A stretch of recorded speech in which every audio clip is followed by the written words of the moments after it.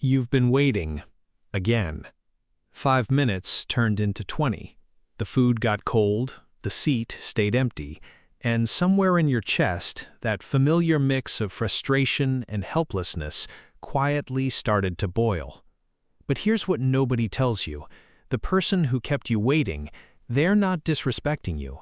They might actually be fighting something they don't even fully understand. Because chronic lateness isn't about clocks, it's not about laziness, and it is absolutely not about you. It's about the brain. And what we're about to uncover will completely change how you see the people in your life who are always late, and maybe, just maybe, how you see yourself. Let's destroy a myth right now. Society has trained us to believe that late people are selfish, rude, inconsiderate, that showing up on time is the bare minimum of respect, and if you can't do that, well, what does that say about you? But research from the field of psychology paints a radically different picture. Dr. Linda Sapadin, a psychologist who has studied time management for decades, identifies 6 distinct personality styles behind chronic lateness. None of them are, "I just don't care." They include perfectionism, crisis-seeking, defiance, dreaming, overdoing, and worrying. These aren't excuses. These are psychological realities, and when you understand them, the whole narrative shifts. Take the perfectionist. They're late because they genuinely cannot leave until everything is right. The outfit has to be perfect. The house has to look a certain way. They need to reread the email one last time, check the mirror one last time, reconsider whether they even packed the right things. Their internal standard is so high that meeting it always takes more time than the world allows. And here's the painful irony. They hate being late. They feel crushing guilt every single time. But the anxiety of leaving something imperfect is stronger than the anxiety of being late. That's not arrogance. That's a mind in conflict with itself.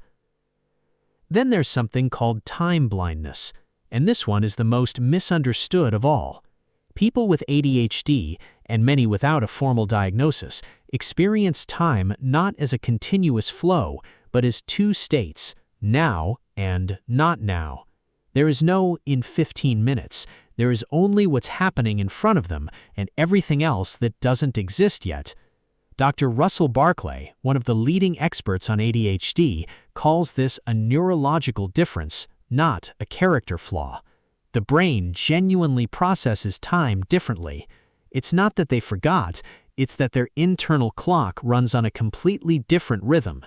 Imagine trying to catch a train when your watch shows a completely different time than the station clock.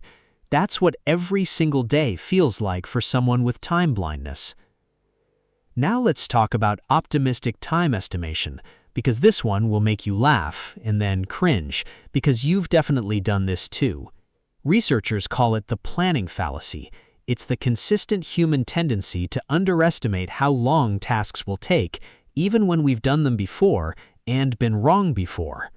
The chronic latecomer wakes up and thinks, "I can shower, make coffee, eat breakfast, and drive across town in 40 minutes. And they believe it completely, every single time, despite evidence accumulated over years.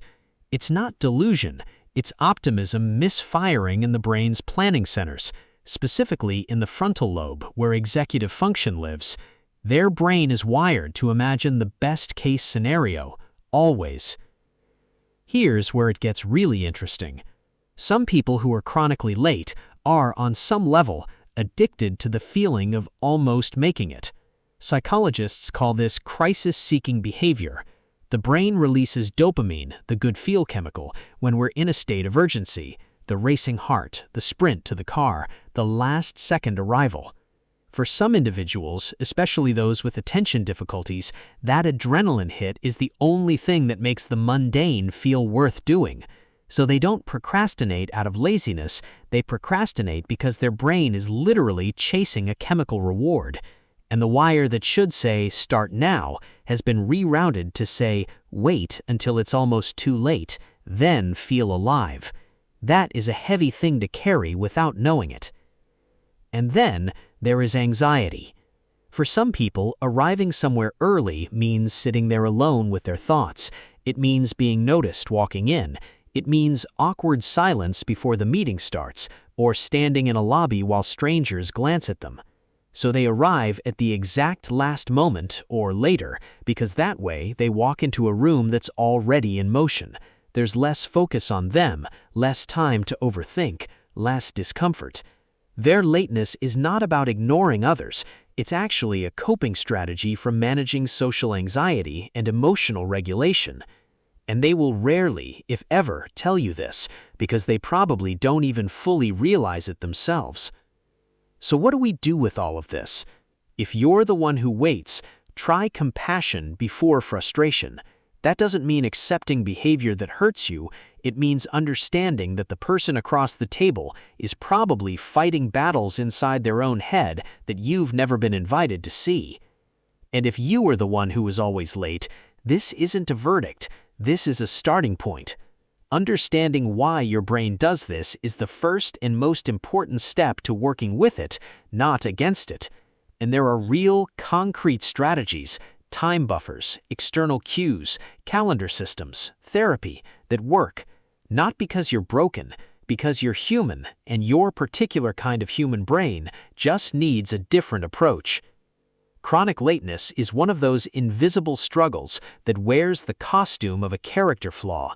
But now you know what's really underneath it. If this changed how you see someone you know, share it with them. It might be the most important thing they watch today. And I'll see you in the next one.